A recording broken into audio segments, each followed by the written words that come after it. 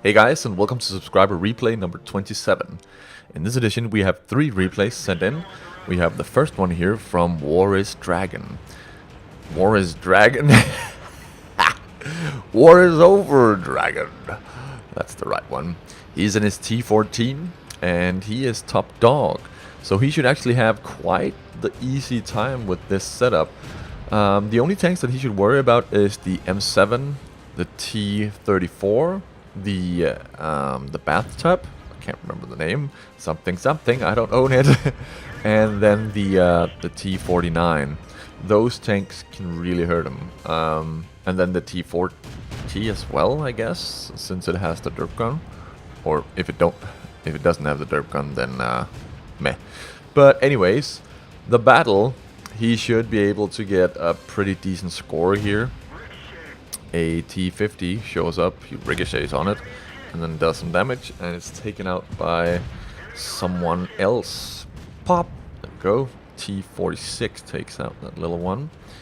And then there's the T34. You can't really see it, and there in the background is also the T49. So he might not want to be sitting in the open right now. So he is reversing a little bit here to get back to the cover. Or maybe just to see the targets. He's not really looking for them, so I'm guessing that he is just... Sorry for... Yeah, I was looking at the crosshair. The crosshair was spazzing out. If you reverse this and just look at the crosshair, it's spazzing the hell out. I just lost my train of thought there.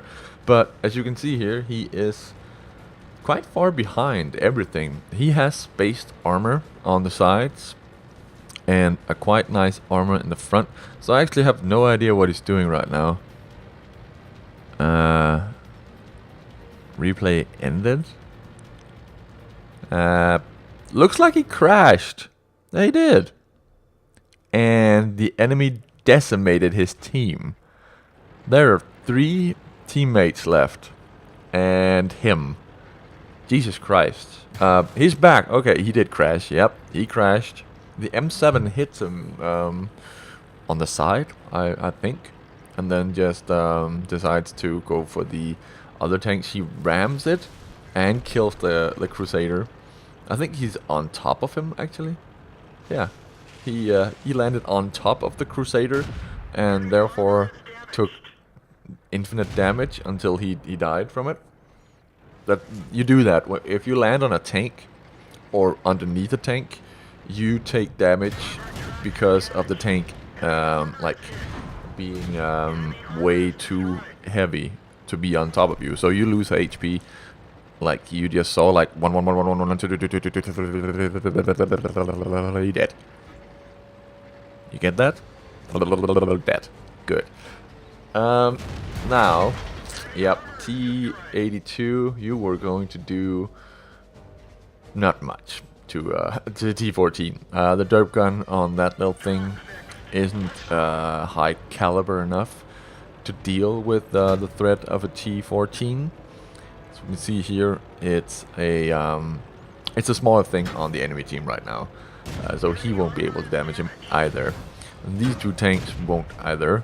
Auto aiming failed there because of the turret being in the front of this tank. If people auto aims on you, you can't see it, but if you turn your tank with the tank that he's killing right now, they won't hit you, because as we just saw, the crosshair was above or just next to the turret, because auto aiming doesn't take into account that you are aiming at an enemy with the turret which isn't in the right place. So auto aim fail.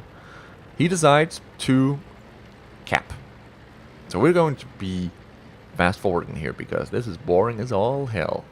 But he is doing the right thing, because that bathtub French tank, it can hurt him, and it will hurt him if he's the one moving around trying to find him. So he could be sitting in a bush getting a very good shot at the T14, and then if it's at full health, he wouldn't be able to shoot it fast enough, because that tank shoots quite fast as well. You see the bathtub does hit him from the side, and then he quickly gets to the hill to get some cover. Very good move, as he kills the SU-76 And then goes above the hill here as well. He could be taking a shot straight in the face here as well, but the S35, that's what it's called, decides to go for the cap zone and try to kill him there. He is ammo wrecked, so the S35 could have a chance, but no, it didn't. Here we see a score of 1,275 without all the doubled stuff. He did get Radley Walters medal and also the I think it's Birdas medal for killing a ton of enemy tanks when you're the last guy left, and then Steel 1 Top Gun as well. We move on to Master Ace in his 59-16, and he has gotten himself into a very weird matchmaking. He is a scout though, but tier 9s and tier 10s is something that you don't see very often in this tank. At least I didn't. I don't know if it has changed, the matchmaking, because this is just insane. And an object 263 is rolling right towards him. So he's doing the right thing and saying, F this. F this. And he runs away. An Indian Panzer sees him from behind and does put a shell into the rear end of him. I think it's coming now. Yeah, there we go. And he did manage to take out the T21 with a ram, losing 124 HP. So I don't know if that was the right thing to do when you are an autoloader. But yeah, a ton of enemies has shown up on the right and also on the left. So he is actually doing the right thing right now and just going straight for Artie. Going this close to the enemies on the right, I wouldn't call that the right thing to do, because that KB3 could have just turned and fired and killed him if he was lucky. But he is unlucky. The KB3 is unlucky and doesn't see him. So that was lucky, but never mind. 2 artillery shows up, and he has to be very lucky here, because the Artie still turns. Oh my god, are you kidding me? That was super lucky. He launched himself from the train tracks, and the Artie shot right as he like dropped from the tracks. That was insane. Getting around here. Oh, whoosh. Woo. And his track. He fixes his track, even though he didn't really need to, because the Artie has fired. And there's at least 20 seconds still on his reload timer right now. At least. So he's just doing the merry-go-round, circle of death, carousel, call it whatever you want. That Artie's dead. And then he decides, should I go over here and help? Oh, it's tier 9s and a tier 7. You could probably damage the KB3, but the KB3 is in front of the VK 4502P or 452P. So he decides to go the other way, and that was a good decision because everything is dead on the other end, so he would be quite useless over there. A T95 shows up, and he decides to go for the track on the first shot, and the rear on the second shot, and third shot, and fourth. Yeah, he's penetrating him. He's penetrating him really well there. No, not fourth. Third. Third. You only penetrated him fourth 3 times. So yeah, he just realized that he could penetrate the rear of him. So I don't really know why he decided to load premium ammo, because premium ammo won't let you penetrate him from the side or the front. Front has 300 millimeters of armor. You're not gonna penetrate that. Don't shoot, don't shoot. No. He has loaded premium ammo, so I was just thinking about his bank account. So I just didn't want him to lose money on something he couldn't penetrate. Or couldn't hit, because the T20, the T40, I'm so bad at numbers, T95 wouldn't have been able to get hit. He would have just run away. And now he is in the rear end of him. Very nice. and he won't be able to do anything. T95 is doomed. So it's just a matter of how much damage will he be able to do to this guy. I'm thinking a lot. But this just shows that even if you're a scout in a very heavy game where there's a lot of tanks and only 2 RDs, he did get the 2 RDs, but he did very well in going for this T95 as well. Let's take a look at that score. He ace-tanked it, Master Ace! Aced his 59-16, which is very nice. And the score is also very nice. It's at least 2,236. God, I'm good with number math. That's me. That's me. We move on to Dark Blinder. He's in his M4, and oh my god, hold on to your hats and glasses, people. He is not rolling with the derp gun. And that's actually a very nice choice, because in these games, he can penetrate anything with this gun. It is only in tier 7s where you really would need something that could just damage something every time, like the derp gun. So taking the chance and rolling with this gun, especially with a Crusader and a T34, which can both get up into higher tier battles, very nice choice. We see them going on the west side here. We are on an encounter battle, so the enemy will push up on the east. We know this. This is just how the map is played, and I curse how it's played. Don't push up on the right every single time you play this map, because people will go to the city. As we can see here, one of the biggest tanks of the enemy team is going into the west and totally securing that no one is here. If no one's over here, they will be able to flank. If there's only one person who has thought, we better protect the flank, like a sane person would, then he's going to get overrun by enemies, because I always see people from the north go on the west.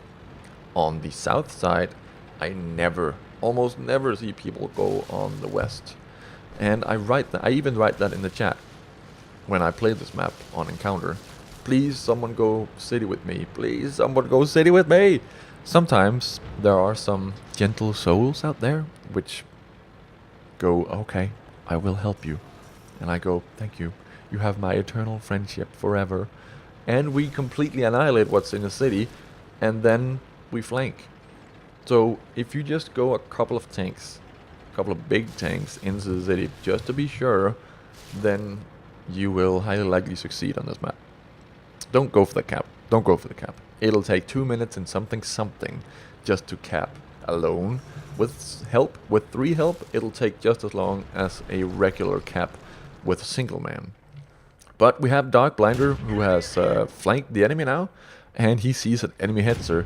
The enemy hetzer tries to get away, but nope, you are Dark Blinder food. From the rear. And we have a Churchill 1 there. He can become a problem. He does hurt, but the M4 shoots just as fast, I think. Yeah, why not Amaragan Arty? That always feels great. Never give him a second chance. Scumbags don't deserve a second chance. So you see that easily penetrates the Churchill 1 from the front, easily. And the Churchill 1 decides to show his side. What? Let me rephrase that. What? Why would you do that? He got fired from... He got shot at. Fired. He got fired from his job. Yep, you're bad as a Churchill. You're fired. He got shot at from 2 different sides. The front and from a little bit from the left. He decided to show his side to both of these attackers, which is very weird. KV1 shoots from the on the move. Shoots twice right into the track. Very unfortunate for the KV1 driver, but very fortunate for Dark Blinder, as he is now still full HP, and he has been fighting a KV1 and a Churchill 1. So this is very nice. He does get a little bit tunnel vision there and bounces that little dude there. Luckily he couldn't penetrate him, or he would be damaged a lot more. He receives 120 damage from a Panzerkampfwagen 3-4. I think that's 3-4. Checking here. Yep, number 5. Yep, Panzerkampfwagen 3-4. And another M4 comes rolling into his face. He definitely has the derp gun because, as we can see, he is reloading a lot slower.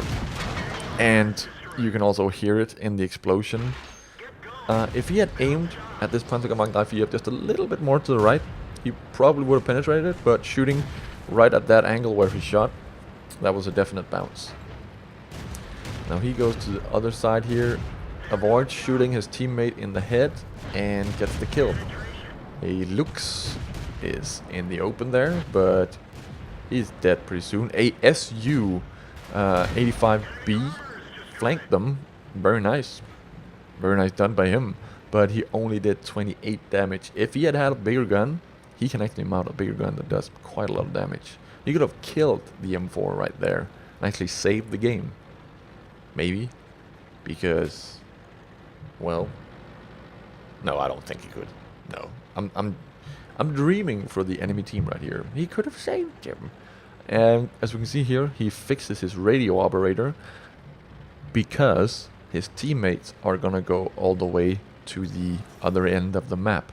This map is very small, so I can't really say if they would have gone out of radio range. But he decides to fix the radio operator.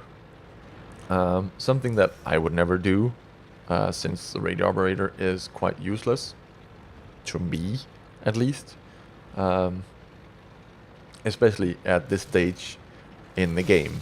You're just searching for one tank, so you don't really need the radio operator for this job, as your teammates are still at a decent amount of HP. We don't know what the Matilda's HP is on right now. He could have been at full HP and they wouldn't know, and they would be in big trouble if the M4 died.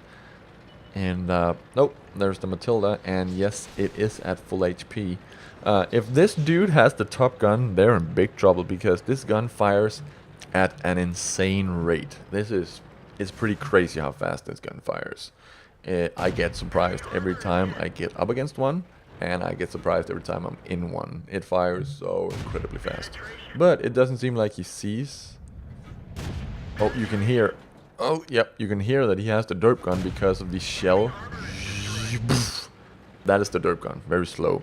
He has a great game and gets his very first crucial contribution and a ton of other stuff. So, good job, dude, and congratulations.